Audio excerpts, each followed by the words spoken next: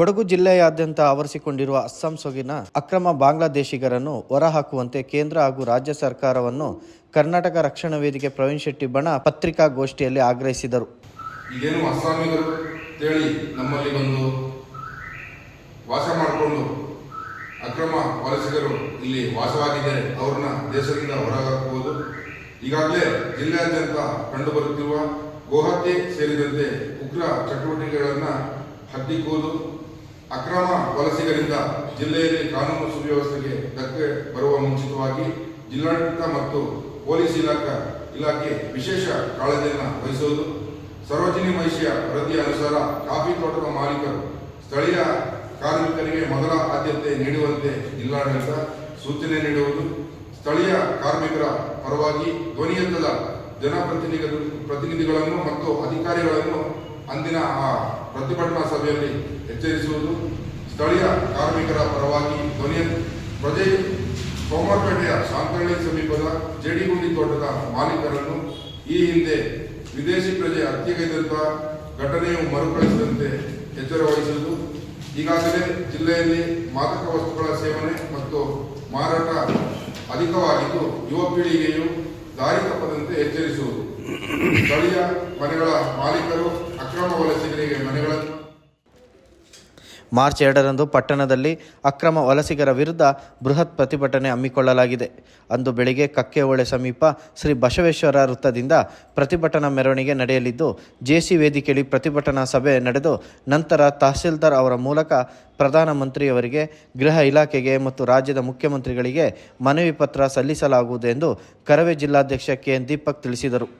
2ನೇ ದಿನಾಂಕದಂದು ಸೋಮವಾರಪೇಟೆಯಲ್ಲಿ ಒಂದು ಬೃಹತ್ ಪ್ರತಿಭಟನೆಯನ್ನು ಹಮ್ಮಿಕೊಳ್ಳಲಿದ್ದೇವೆ. ಆ ಪ್ರತಿಭಟನೆಗೆ 1 ರಿಂದ 1.5 ಸಾವಿರ ಕಾರ್ಯಕರ್ತರು ಈ ಪ್ರತಿಭಟನೆಯಲ್ಲಿ ಭಾಗವಹಿಸಲಿದ್ದಾರೆ. ಈ ಪ್ರತಿಭಟನೆ ಕಕ್ಕೆಹೊಳೆಯ ಬಸವೇಶ್ವರ ವೃತ್ತದಿಂದ ಪ್ರಾರಂಭಗೊಂಡು ಜೆಸಿ ವೇದಿಕೆಯಲ್ಲಿ ಪ್ರತಿಭಟನಾ ಸಭೆ ನಡೆಸಿ ದೇಶದ ಪ್ರಧಾನಮಂತ್ರಿಗಳು, ದೇಶದ ಗೃಹ ಇಲಾಖೆ ಹಾಗೆ ರಾಜ್ಯದ ಮುಖ್ಯಮಂತ್ರಿಗಳಿಗೆ ತಹಸೀಲ್ದಾರ್ ಮುಖಾಂತರ ಮತ್ತು ಪ್ರಧಾನಮಂತ್ರಿ ಸಚಿವಾಲಯಕ್ಕೆ ನೇರ ಪತ್ರದ ಮುಖಾಂತರ ಕೂಡ ನಾವೊಂದು ಮನವಿಯನ್ನು ಕೊಡಬೇಕು ಅಂತ ತೀರ್ಮಾನ ಮಾಡಿಕೊಂಡಿದ್ದೇವೆ. ಇದರಲ್ಲಿ ನಾವು ಈ ಪ್ರತಿಭಟನೆಯಲ್ಲಿ ಹಲವಾರು ಮನವಿಗಳನ್ನ ನಾವು ಅದರಲ್ಲಿ ಕೊಡಲಿದ್ದೇವೆ. ಇದರಲ್ಲಿ ಸುಮಾರು ದೊಡ್ಡ ಸಮಸ್ಯೆ ಕರ್ನಾಟಕಕ್ಕೆ ಬಂದು ಒದಗಿರತಕ್ಕಂಥದ್ದು ಅಂತ ಹೇಳಿದ್ರೆ, ಸುಮಾರು 35 ವರ್ಷದಿಂದ ಏನು ಸರೋಜಿನಿ ಮಹಿಷಿ ವರದಿ ನೆನೆಗುದಿಗೆ ಬಿದ್ದಿದೆ.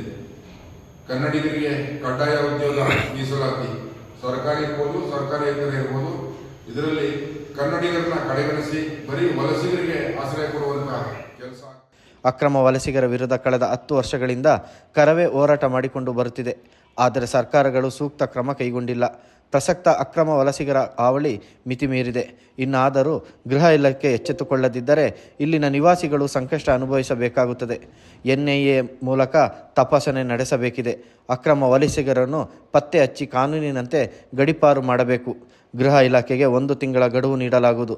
ತಪ್ಪಿದಲ್ಲಿ ಜಿಲ್ಲಾ ಕೇಂದ್ರದಲ್ಲೂ ಪ್ರತಿಭಟನೆ ನಡೆಸಲಾಗುವುದೆಂದು ಎಚ್ಚರಿಕೆ ನೀಡಿದರು. ನಮ್ಮ ದೇಶದಲ್ಲಿ, ನಮ್ಮ ರಾಜ್ಯದಲ್ಲಿ, ನಮ್ಮ ಜಿಲ್ಲೆಯಲ್ಲಿ ಇರುವಂತಹ ಹಲವಾರು ಸಾಕ್ಷಿಗಳು ಸಾಮಾಜಿಕ ಜಾಲತಾಣಗಳಲ್ಲಿ ನಮಗೆ ಕಾಣಿಸುತ್ತದೆ. ಅವರ ಆಧಾರ್ ಕಾರ್ಡ್ಗಳನ್ನು ಅವರು ನಕಲೀಕರಿಸಿಕೊಂಡು ಈ ದೇಶದ ಆಧಾರ್ ಕಾರ್ಡ್ಗಳು, ಈ ದೇಶದ ರೇಷನ್ ಕಾರ್ಡ್ಗಳು, ಇಂತಹ ಹಲವಾರು ದಾಖಲೆಗಳನ್ನು ನಕಲಿಯಾಗಿ ಸೃಷ್ಟಿಸಿಕೊಳ್ಳೋದು, ಅವರ ಮೂಲ ದಾಖಲಾತಿಗಳನ್ನು ನೋಡಿದಾಗ ಅವರು ಬಾಂಗ್ಲಾ ದೇಶದವರು ಅನ್ನುವಂಥದ್ದನ್ನು ಕಾಣುವುದು, ಇದು ಎಷ್ಟೊಂದು ಖಂಡನಾರ್ಹ ಅಂತ ಹೇಳಿದ್ರೆ, ಬಹುಶಃ ತನಿಖಾ ಸಂಸ್ಥೆಗಳು ಇವತ್ತು ಏನ್ ಮಾಡ್ತಿದ್ದಾವೆ ಅಂತ ಹೇಳಿದ್ರೆ ನಮಗೆ ಅದನ್ನ ಸಂಶಯ ದೃಷ್ಟಿಯಿಂದ ನೋಡುವಂತಹ ಪರಿಸ್ಥಿತಿಗೆ ನಾವು ಬಂದ್ಬಿಟ್ಟಿದ್ದೇವೆ. ಯಾಕೆಂತ ಹೇಳಿದ್ರೆ ಈ ದೇಶದ ಕಾನೂನನ್ನು ಅವರು ಪಾಲಿಸ್ತಾ ಇಲ್ಲ. ಅಕ್ರಮವಾಗಿ ಏನಿಲ್ಲ ವಲಸೆ ಬಂದು ಇಲ್ಲಿ ನಮ್ಮಲ್ಲಿ ಇದ್ದಾರೆ, ಇವರು ಈ ದೇಶದ ಕಾನೂನನ್ನು ಪಾಲಿಸ್ತಾ ಇಲ್ಲ. ಸಿಕ್ಕದಲ್ಲಿ ಅವರು ಧೂಮಪಾನ ಮಾಡ್ತಾರೆ, ಸಿಕ್ಕದಲ್ಲಿ ಮದ್ಯಪಾನ ಮಾಡ್ತಾರೆ.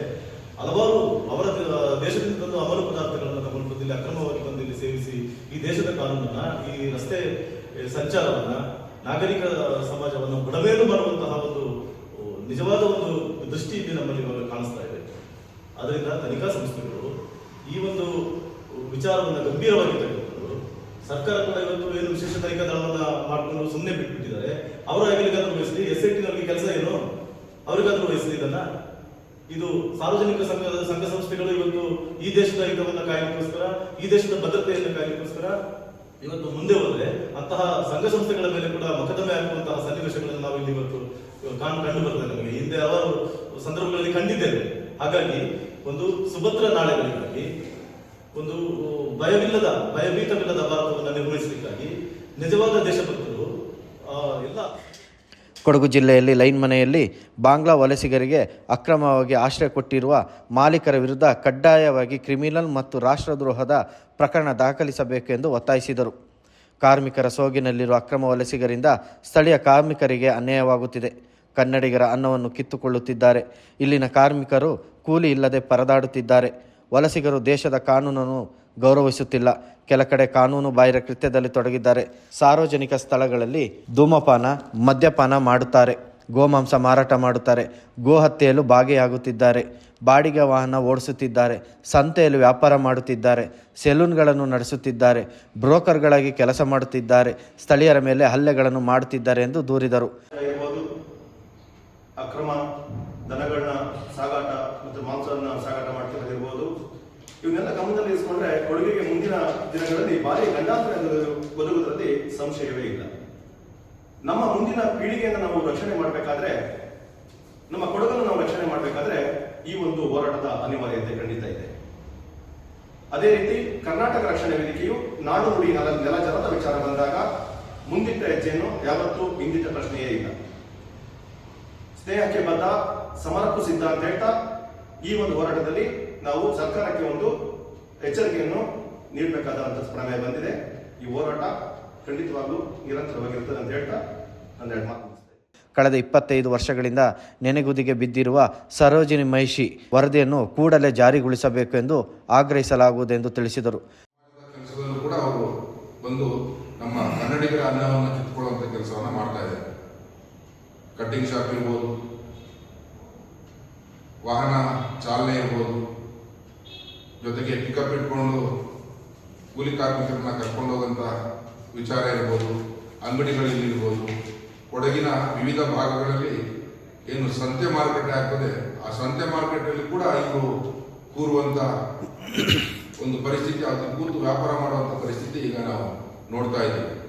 ಸೋಮವಾರಪೇಟೆಯಲ್ಲಿ ನಮ್ಮ ಪ್ರತಿರೋಧ ನಂತರ ಅದು ಕ್ರಮೇಣ ಕಡಿಮೆ ಆಗಿದೆ. ಆದರೆ ಕೊಡ್ಲಿಪೇಟೆ, ಶನಿವಾರ ಸಂತೆ ಮತ್ತು ಈ ಕಡೆ ನಮ್ಮ ಬನ್ನಪೇಟೆ ಭಾಗದಲ್ಲಿ ಹಲವಾರು ಮಂದಿ ಈಗ ಅದನ್ನ ವ್ಯಾಪಾರ ವಹಿವಾಟನ್ನು ಶುರು ಮಾಡಿಕೊಂಡಿದ್ದಾರೆ. ಹಾಗಾಗಿ ಸರ್ಕಾರ ಈ ಬಗ್ಗೆ ಎಚ್ಚೆತ್ತುಕೋಬೇಕು. ಕಳೆದ ವಿಧಾನಸಭಾ ಅಧಿವೇಶನದಲ್ಲಿ ನಮ್ಮ ಮಾನ್ಯ ಗೌರವಾನ್ವಿತ ಶಾಸಕರು ವಿಧಾನಸಭೆಯಲ್ಲಿ ಕೊಡಗಿನಲ್ಲಿ ಈಗಾಗಲೇ ತುಂಬಿರುವಂಥ ಬಾಂಗ್ಲಾ ವಲಸಿಗರ ವಿರುದ್ಧ ಕ್ರಮ ಕೈಗೊಳ್ಳಬೇಕು, ಅವರನ್ನ ಪತ್ತೆ ಹಚ್ಚಿ ಅವರನ್ನ ಗಡೀಪಾರು ಮಾಡಬೇಕು ಅನ್ನತಕ್ಕಂಥ ಒಂದು ದೊಡ್ಡ ವಿಚಾರವನ್ನು ವಿಧಾನಸೌಧದಲ್ಲಿ ಪ್ರಸ್ತಾಪ ಮಾಡಿದರು. ಗೋಷ್ಠಿಯಲ್ಲಿ ಯುವ ಘಟಕದ ಜಿಲ್ಲಾಧ್ಯಕ್ಷ ವಸಂತ್ ಆಚಾರ್ಯ, ನಗರ ಘಟಕ ಅಧ್ಯಕ್ಷ BS ಮಂಜುನಾಥ್, ಕಾರ್ಯದರ್ಶಿ KP ರವೀಶ್, ಸಂಚಾಲಕ ಶೇಖರ್ ತಾಕೇರಿ ಇದ್ದರು.